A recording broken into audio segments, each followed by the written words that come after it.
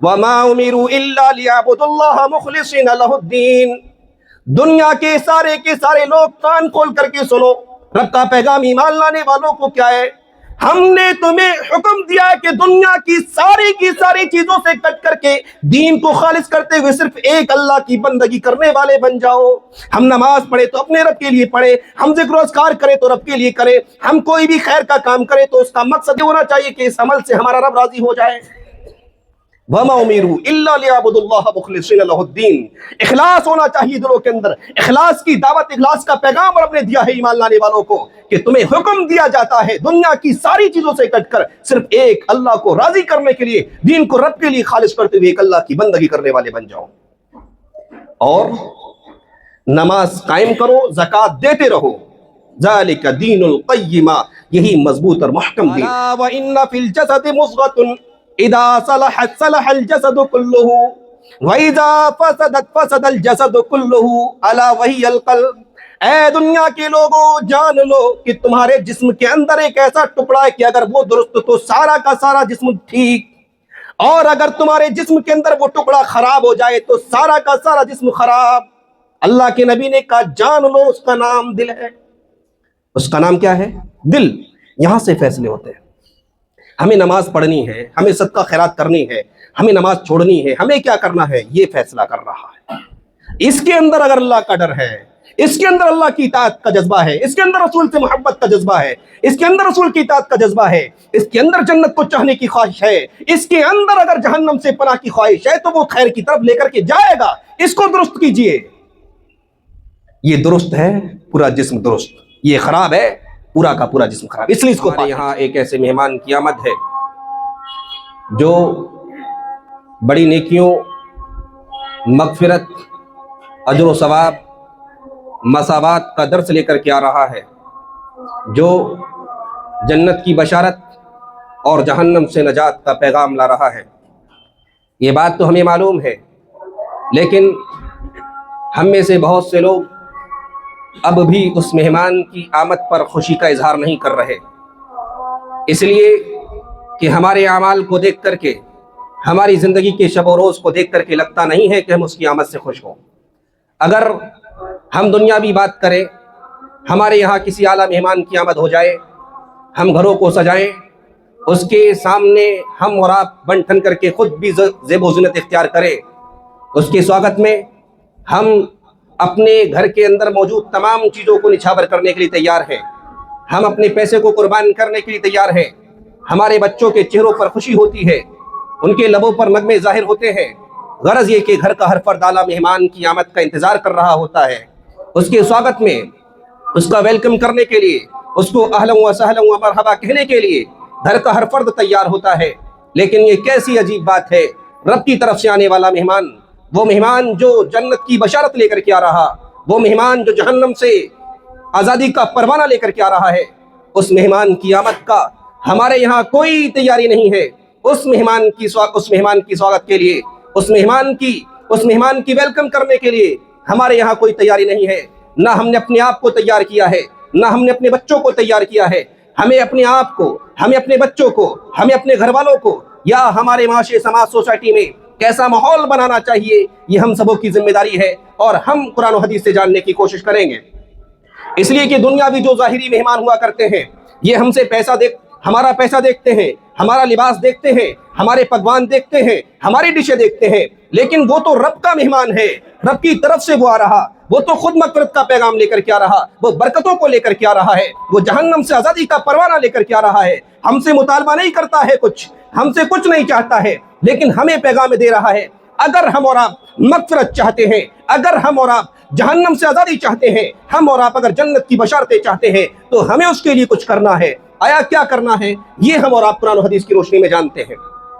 سب سے پہل اس مہمان کی آمد کے لیے ہمیں ایک اللہ کی ذات پر جو ہم ایمان کا دعویٰ کرتے ہیں اس میں مضبوط بننا ہوگا، اس لیے کہ جو بھی عمل ہم اور آپ اللہ کی رضا کے لیے کرتے ہیں، اگر ہمارا اللہ کی ذات پر ایمان نہیں ہے، رسول اکرم جناب محمد رسول اللہ صلی اللہ علیہ وسلم پر ایمان نہیں ہے، اللہ نے جو کتاب آسمان سے نازل کی اس کتاب پر ہمارا ایمان نہیں ہے، ہم مومن مسلمان نہیں ہو سکتے۔ اور اگر ہم مومن مسلمان نہیں ہو سکتے، کتنے بھی خیر کے کام کرتے جائیں، کتنی بھی نیکیاں کرتے جائیں، اللہ کے یہاں وہ قابل قبول نہیں ہو سکتی ہیں۔ لہذا سب سے پہلے ہماری ذمہ داری ہے، ہم جو ایمان کا دعویٰ کرتے ہیں، کھنگالیں آیا کہ ہم مومن ہیں کہ نہیں ہیں۔ ہم اپنے بچوں کو جو مسلمان فیملی میں جوڑتے ہیں کہ یہ مسلمان گھرانہ ہے، اپنے بچوں کے ایمان کا جائزہ لیجئے، اپنے گھر پریوار کے لوگوں کے ایمان کا جائزہ لیجئے، آیا وہ در حقیقت واقعی یقینی طور پر ایمان ہے یا نہیں ہے، ایمان کس طریقے کا ہونا چاہیے۔ ہم جو مانگیں گے رب سے مانگیں گے، ہمارے دلوں کے اندر جو خوف ہوگا رب کا خوف ہوگا، ہم ایک اللہ کو مانتے ہیں، ہماری پیشانی رب کے سامنے جھکے گی، ہم کسی اور کے سامنے نہیں جائیں گے، اس طریقے سے ہمارا ایمان ہونا چاہیے۔ اس لیے کہ اللہ رب العالمین نے جو لوگ ایمان لانے کا دعویٰ کرتے ہیں انہیں پیغام دیا، یا ایھا الذین آمنوا آمنوا باللہ ورسولہ والکتاب الذی نزل علی رسولہ، اے دنیا کے لوگوں جو دعویٰ کرتے ہو ایمان ہے، جو دعویٰ کرتے ہو ہم مومن مسلمان ہیں، اے مومنوں سنو، ایک اللہ کی ذات پر ایمان لے کر کے آؤ۔ ایمان والوں کو مخاطب کیا، دنیا کے لوگوں کو مخاطب نہیں کیا۔ ایمان کا جو دعویٰ کرتے ہیں ان ایمان والوں سے اللہ رب العالمین نے کہا کہ اے ایمان لانے والو، آمینو باللہ، ایک اللہ کی ذات پر ایمان لے آؤ، ورسولہ، اس کے رسول پر ایمان لے کر کے آ جاؤ، والکتاب الذی نزل علی رسولہ، اور جو کتاب ہم نے اپنے رسول جناب محمد رسول اللہ پر نازل کی ہے اس پر ایمان لے کر کے آ جاؤ۔ ایمان کا مطلب ہم ایک اللہ پر ایمان رکھ کے عبادت ایک اللہ کی کریں گے، پیشانیاں ایک اللہ کے سامنے جھکائیں گے۔ اگر کچھ مانگنے کی ضرورت ہے، ہم محتاج ہیں، ہر موڑ پر ہم محتاج ہیں رب کے، مانگنے کی ضرورت ہے رب سے مانگیں گے۔ بیماریاں ہیں، پریشانیاں ہیں، مشکلات ہیں، ان ساری پریشانیاں بیماریوں اور کا حل کس سے مانگیں گے؟ ہم اپنے رب سے مانگیں گے۔ ہم جناب محمد رسول اللہ کی ذات پر ایمان رکھتے ہیں، ہم اپنی زندگی کے شب و روز کا ایک ایک پل جناب محمد رسول اللہ کے طرز عمل پر گزاریں گے۔ جس طریقے سے محمد رسول اللہ نے زندگی گزارنے کے طور طریقے سکھائے ہیں ان کے مطابق زندگی گزاریں گے، تب ہمارا ایمان ہے۔ ہمیں اللہ کی طرف سے آنے والی کتاب قرآن مجید پر ایمان رکھنا ہے۔ قرآن ہمیں جو پیغام دے رہا ہے اس قرآن کے ایک ایک پیغام پر عمل کر کے زندگی گزارنا، یہ قرآن پر ایمان لانے کا مطلب ہے۔ اگر اس طریقے سے ہم اور آپ ایمان کا دعویٰ کرتے ہیں تو مومن ہے، اگر اس میں سے جھول کھا جاتے ہیں تو پھر ایمان نہیں ہے۔ سب سے پہل پیغام یہ ہے، ایک ایسے مہمان کی آمد پر جو جنت کی بشارتیں لے کر کے آ رہا ہے، مغفرت کا پروان لے کر کے آ رہا ہے، جہنم سے آزادی کی بشارتیں لے کر کے آ رہا ہے، اس مہمان کی آمد سے پہلے اپنے ایمان کا جائزہ لیجئے۔ اس لیے کہ ایمان ہوگا تو اعمال قبول ہوں گے، ایمان ہوگا تو اللہ نیک اعمال کی توفیق دے گا اور اللہ کے یہاں قابل قبول ہوں گے، ایمان نہیں ہوگا تو پھر کوئی فائدہ نہیں ہے۔ ایک رمضان نہیں، زندگی کے ہر موڑ پر، زندگی کے جو ایام ہیں ان سارے ایام میں آپ روزہ رکھیں گے، ایمان نہیں ہے روزے کا کوئی فائدہ نہیں ہے۔ آج کا سب سے پہلا پیغام کہ ہمیں اپنے ایمان کا، اپنے گھر پریوار کے لوگوں کے ایمان کا جائزہ لینا ہے۔ آیا ان کے اندر جو ایمان کا جو دعویٰ کر رہے ہیں کہ جھول تو نہیں پائی جا رہی؟ اگر جھول پائی جا رہی ہے تو پھر ہمارے اور آپ کے ایمان کی کوئی خیر نہیں ہے۔ دوسری چیز، اس مہمان کی آمد میں ہمیں جو تیاری کرنی ہے، ہمیں اپنے دلوں کے اندر اخلاص پیدا کرنا ہے۔ اگر دلوں کے اندر اخلاص ہے تو ہمارے اعمال اللہ کے یہاں قابل قبول ہے۔ اگر دنیا کے اندر ہم اور آپ یہ چاہتے ہیں ان اعمال کو کر کے کہ میں بڑا روزے رکھنے والا، میں بڑی نماز پڑھنے والا، میں راتوں کو جاگنے والا، میں بڑے صدقہ و خیرات کرنے والا، میں بڑا سخی و فیاض بن کر کے لوگوں کے یہاں تعریف بٹور لوں، اللہ کے یہاں کوئی فائدہ نہیں ہوتا۔ اللہ رب العالمین قرآن مجید کے اندر بیان فرماتا ہے، من کان یرید الحیات الدنیا وزینتها نوفی الیہم اعمالہم وہم فیہا لا یبخسون۔ جو لوگ دنیا بھی ظاہری زیب و زینت چاہتے ہیں، دنیا چاہتے ہیں، دنیا کے اندر تعریفیں چاہتے ہیں، ان کو سب کچھ ملے گا دنیا کے اندر، اور ان کے اعمال کا پورا بدلہ دیا جائے گا، کچھ بھی کمی نہیں کی جائے گی۔ لیکن اولئک الذین لیس لہم فی الآخرۃ الا النار، یہی وہ لوگ ہیں جو نیکیاں کرتے ہیں، جو نماز پڑھتے ہیں، روزہ رکھتے ہیں، صدقہ و خیرات کرتے ہیں، یہی وہ لوگ ہیں جو دنیاوی تعریف چاہنے والے، دنیاوی ریا نمود چاہنے والے، دنیا کے اندر تعریفیں بٹورنے والے، ان کے لیے آخرت میں کیا ہے؟ کچھ نہیں سوائے جہنم کی آگ کے۔ اس لیے کہ انہوں نے جو کچھ کیا اور جو کچھ یہ کر رہے ہیں دنیاوی لوگوں کو دکھانے کے لیے کر رہے ہیں، ان کا سارا برباد ہے۔ یہ کس نے کہا؟ رب نے۔ ہم اہل ایمان ہیں، ہمیں رب نے کیا پیغام دیا ہے؟ وَمَا أُمِرُوا إِلَّا لِيَعْبُدُوا اللَّهَ مُخْلِصِينَ لَهُ الدِّينَ۔ دنیا کے سارے لوگ کان کھول کر کے سنو، رب کا پیغام ایمان لانے والوں کو کیا ہے؟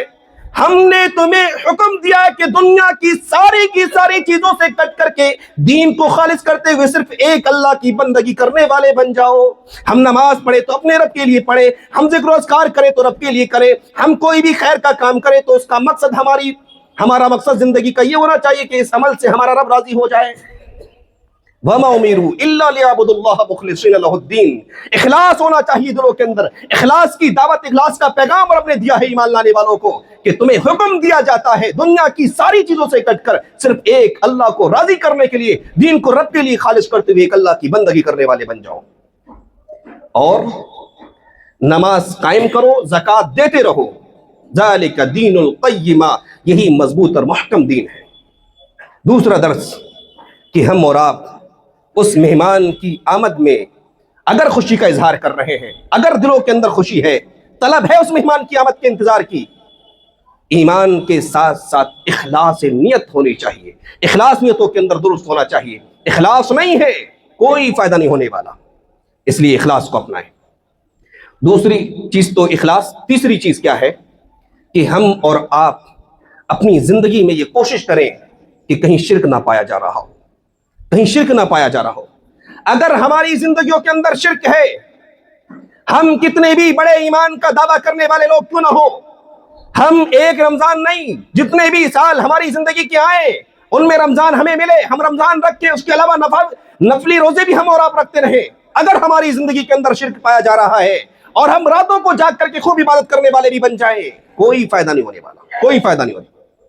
اس لیے کہ رب نے پیغام دیا ہے، اللہ رب العالمین نے 18 نبیوں کا نام لے کر کے کہا، اور آخر میں جناب محمد رسول اللہ صلی اللہ علیہ وسلم کے تعلق سے بھی کہا کہ لو اشرکوا لحبط عنہم ما كانوا يعملون، اگر یہ شرک کریں ان کے سارے اعمال برباد۔ نبیوں کے سامنے، نبیوں کے برابری میں ہماری اور آپ کی کوئی حیثیت ہے؟ نہیں ہے۔ اللہ نے انہیں چنا ہے، اللہ نے انہیں دنیا پر سب سے اچھا انسان کہا ہے، اس لیے اللہ نے اپنے پیغام کو بندوں تک پہنچانے کے لیے انہیں چنا، انہیں نبی بنایا، انہیں پیغمبر بنایا، انہیں رسول بنایا، لوگوں کو اللہ کا کلام پہنچانے کے لیے، اللہ کی دعوت دینے کے لیے۔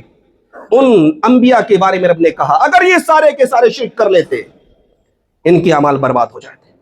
اگر ہماری زندگی کے اندر شرک پایا جا رہا ہے، ہم سجدے پر سجدہ کرتے رہے، روزے پہ روزہ رکھتے رہے، دعا پہ دعا کرتے رہے، ہماری دعاؤں، ہمارے روزے، ہمارے صدقہ و خیرات، ہمارے سجدوں کا ہمیں کوئی فائدہ نہیں ہونے والا، اس لیے کہ وہ سارے کے سارے اعمال غارت اور برباد ہیں۔ اللہ رب العالمین نے قرآن مجید کے اندر نقشہ کھینچا، وَلَقَدْ أُوحِيَ إِلَيْكَ وَإِلَى الَّذِينَ مِن قَبْلِكَ، اے نبی سنو، اے نبی ہم نے آپ کی طرف اور آپ سے پہلے جتنے بھی نبی آئے ان سب کی طرف وحی نازل کی، لَئِنْ أَشْرَكْتَ لَيَحْبَطَنَّ عَمَلُكَ وَلَتَكُونَنَّ مِنَ الْخَاسِرِينَ، اگر آپ شرک کرتے ہیں آپ کے سارے اعمال برباد ہو جائیں، اور اعمال ہی برباد نہ ہو، وَلَتَكُونَنَّ مِنَ الْخَاسِرِينَ، انبیاء کو اور انبیاء کے امام جناب محمد رسول اللہ صلی اللہ علیہ وسلم کو مخاطب کر کے کہا وَلَتَكُونَنَّ مِنَ الْخَاسِرِينَ، اور آپ خسارہ اٹھانے والوں میں سے ہو جائیں گے۔ اس سے بڑی تنبیہ اور کیا ہو سکتی ہے؟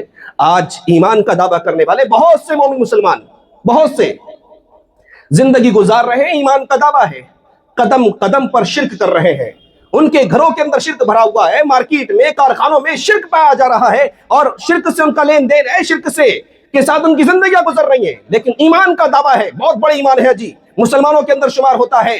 میں کہہ رہا رب کعبہ کی قسم، قرآن کی آیات کی روشنی میں جن لوگوں کی زندگی میں شرک پایا جا رہا ہے، چاہے وہ چھوٹا شرک ہو یا بڑا، اگر اس سے وہ توبہ نہیں کر رہے ہیں، اللہ کے یہاں کامیاب ہونے کے لیے ان کو بڑی پریشانیاں اٹھانی پڑیں گی۔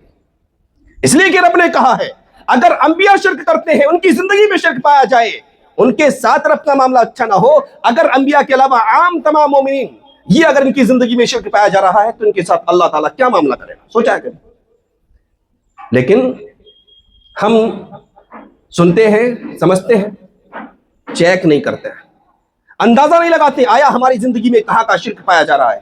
دیکھیں آج بہت سے مسلمان ہیں جو ڈنکے کی چوٹ اعلان کرتے ہیں ہم قرآن اور حدیث کے علاوہ کچھ نہیں مانتے، ان کے گھروں میں بھی دیکھو تعویذ، گنڈے، نہ جانے کیا کیا کچھ پایا جا رہا ہے، کیا نہیں پایا جا رہا ہے۔ اگر کوئی مجبوری ہے، پریشانی ہے، ڈاکٹروں نے کچھ کہہ دیا، پہنچ گئے جہاں جس نے گائیڈ کیا، پہنچ گئے۔ یہ شرک نہیں تو اور کیا ہے؟ یہ اللہ کی ذات پر بھروسے کے ختم ہو جانا نہیں تو اور کیا ہے؟ ہمیں امید رب سے ہونی چاہیے، بیماری دینے والا، شفا دینے والا ہمارا رب ہے۔ 9 مہینے تک بچے کو پیٹ میں ماں کے رب سنبھالتا ہے. بچہ پیدا ہو اس کی گلے میں, اس کی کمر میں, اس کی باڈی میں تعویذ پر تعویذ لٹکا دیے جاتے ہیں, یہ تعویذ ان کو بچا لیں گے. شرک پایا جا رہا ہے, یہ ہم اس کو ہلکا سمجھتے ہیں. یہی وہ چیزیں ہیں جو ہماری زندگی کو برباد کرنے کے لیے کافی ہیں. یہ تعویذ, یہ دھاگے, یہ گنڈے ہمیں اس موڑ پر لے جا رہے ہیں کہ جو رب ہمارے ہر زندگی موت کا مالک ہے, اس سے ہٹا کر کے بھروسہ کہاں کیا ان دھاگوں پر, ان تعویذوں پر کہ یہ ہماری زندگی کے محافظ ہیں. نعوذ باللہ, ایسا ہو سکتا ہے؟ اگر ان دھاگوں میں, ان تعویذوں میں, ان گنڈوں میں اگر اتنا پاور ہوتی, جہاں بیٹھ کر وہ لوگ بنا رہے ہوتے, نہ جانے کتنے لوگ اس نومن مٹی کے نیچے دفن ہیں, ان کو نہیں بچا پائے, ہمارے اور آپ کے بچوں کو بچائیں گے؟ سوچنے والی بات ہے کہ نہیں؟ لیکن پایا جا رہا ہے لوگوں کی زندگی میں شرک. لہٰذا پیغام یہ ہے, ہم اپنی زندگی کے اندر آج توبہ کریں. رمضان چاہے رکھے نہ رکھے, معاملہ الگ ہے. ایمان کا دعویٰ ہے, توحید کو اپنائیے, رب کے ساتھ کسی دوسرے کو شریک نہیں ٹھہرائیے, انشاءاللہ بیڑا پار ہو جائے گا.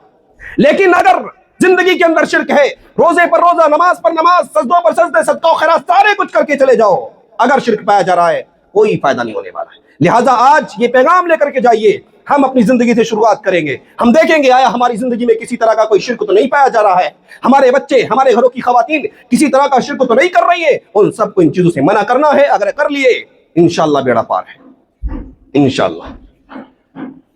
3 چیزیں ہو گئیں کہ ایمان ہمارا صحیح ہونا چاہیے, اخلاص ہماری نیتوں کے اندر ہونا چاہیے, ہم کیا ہے خالص ایک اللہ کی بندگی کرنے والے بنیں, اور اپنے آپ کو, اپنی زندگی کو شرک سے پاک کرنے والے بن جائیں. اور چوتھی چیز یہ ہے کہ ہم جو بھی عمل کریں جناب محمد رسول اللہ صلی اللہ علیہ وسلم کے طریقے کے مطابق ہو تو کریں. اس لیے کہ ہمارے ہر نیک عمل میں اگر مہر جناب محمد رسول اللہ صلی اللہ علیہ وسلم کی ہے تو اللہ کی یہاں قابل قبول ہے. اگر مہر جناب محمد رسول اللہ کی نہیں ہے, کتنا بھی خیر کا کام کرتے چلے جائیں کوئی فائدہ نہیں ہونے والا. اس لیے کہ اللہ نے جناب محمد رسول اللہ کو دین دیا, دین مکمل فرمایا, اور محمد رسول اللہ نے ہر خیر کام کی کیا ہے ہمیں نشاندہی کر دی ہے, کیا خیر ہے کیا شر ہے. اگر ہم اور آپ اپنے طریقے سے کسی خیر کو انجام دے رہے ہیں وہ خیر نہیں ہو سکتا ہے. اس لیے کہ جناب محمد رسول اللہ کو اللہ نے دین دیا, دین محمد رسول اللہ پر مکمل ہو گیا. اللہ کے رسول نے ہر ایک خیر اور شر کی نشاندہی کی. اگر نبی کے علاوہ ہٹ کر کے کوئی امتی خیر کے کام کو انجام دے رہا ہے وہ خیر نہیں ہے, وہ اس کی زندگی کے لیے وبال جان ہے. نہیں سمجھتے لوگ. سوشل میڈیا کا دور ہے, بڑی میٹھی میٹھی باتیں شیئر ہو رہی ہیں, لوگ ان پر عمل پیرا ہیں اور زندگی گزار رہے ہیں کہ ہم محمد رسول اللہ کے ماننے والے ہیں. بیڑا پار ہو جائے گا. اپنے ان نیک اعمال پر جناب محمد رسول اللہ کی مہر تلاش کیجیے. آیا جو میں عمل کر رہا ہوں یا میں جو کرنے والا ہوں, جس کی سوچ رکھتا ہوں, اس عمل پر جناب محمد رسول اللہ صلی اللہ علیہ وسلم کی مہر ہے یا نہیں ہے, وہ عمل جناب محمد رسول اللہ سے ثابت ہے یا نہیں ہے. اگر ہم اور آپ من مانی زندگی گزار رہے ہیں, کتنے بھی خیر کے کام کر رہے ہیں, جناب محمد رسول اللہ کی مہر اس عمل پر نہیں ہے, من احدث فی امرنا ھذا ما لیس منہ فہو رد کے تحت وہ عمل اللہ کے یہاں قابل قبول نہیں ہے, وہ مردود ہے, مردود ہے, رد کیا ہوا ہے. چوتھی چیز سنت ہونی چاہیے, جناب محمد رسول اللہ کا طریقہ پایا جانا چاہیے. ہم روزہ رکھیں, صدقہ و خیرات دیں.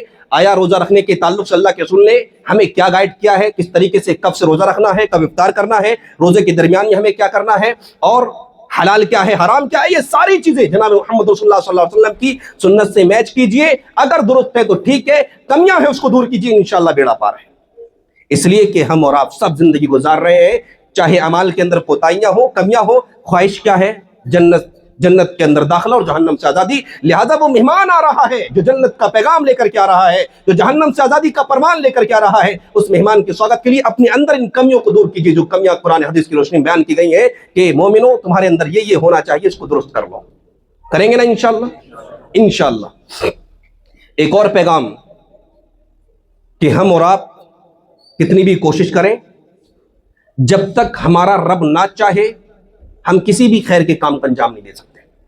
ہم اپنے آپ میں لاکھ دھنا سیٹ ہوں, بڑے پیسے والے ہوں, بڑی اچھی زندگی گزارنے والے ہوں, جب تک ہمارا رب نہ چاہے.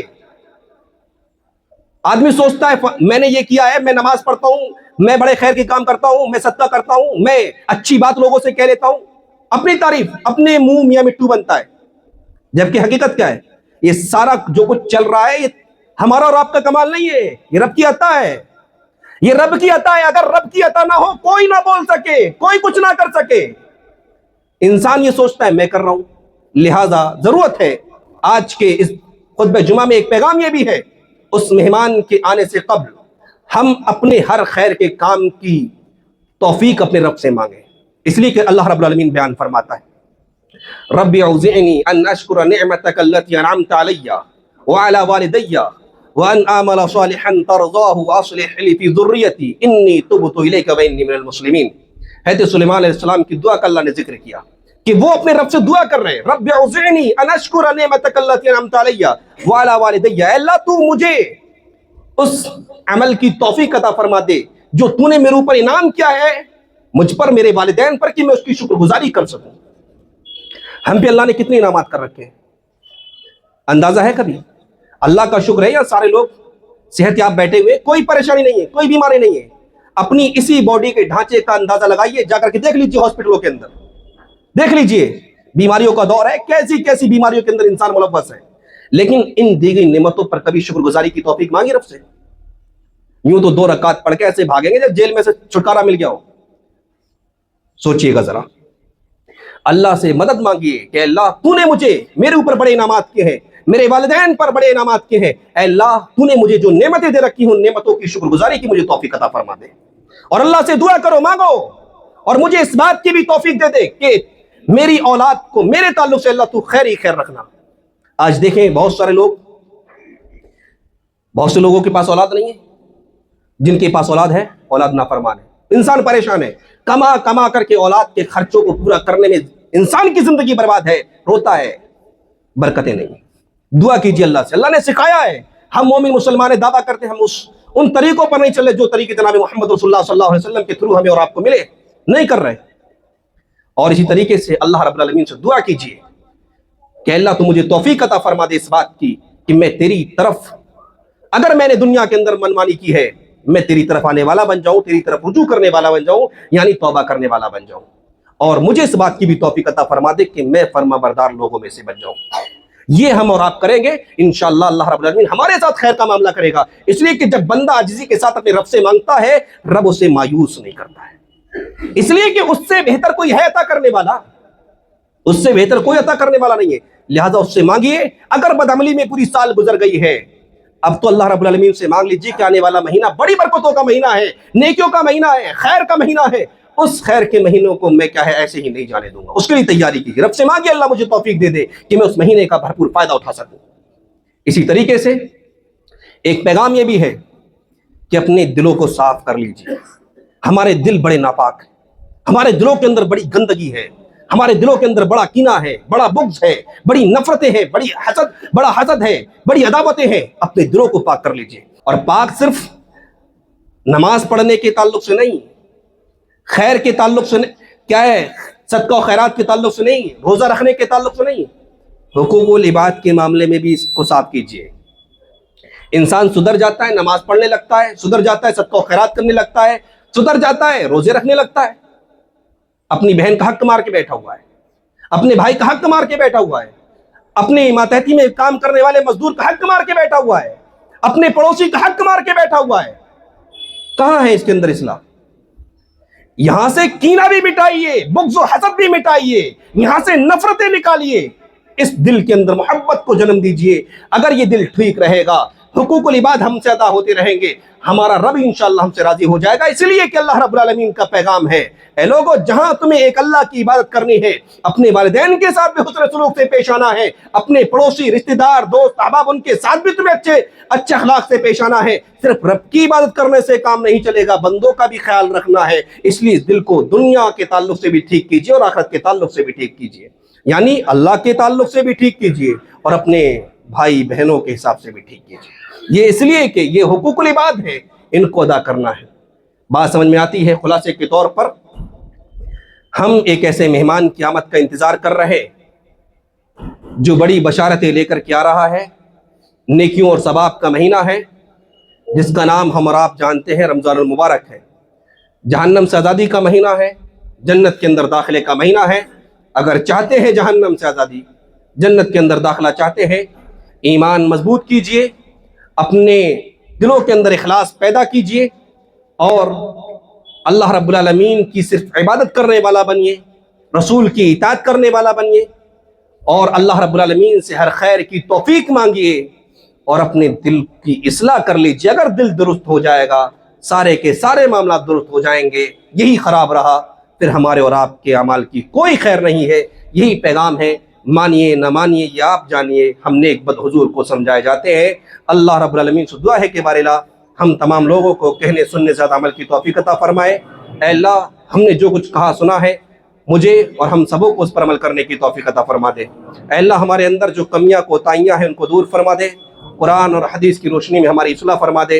اے اللہ ہم تجھ سے دعا کرتے ہیں امن و سلامتی اور شانتی کے ساتھ ہم سبوں کو رمضان کا بابرکت مہینہ نصیب فرمانا۔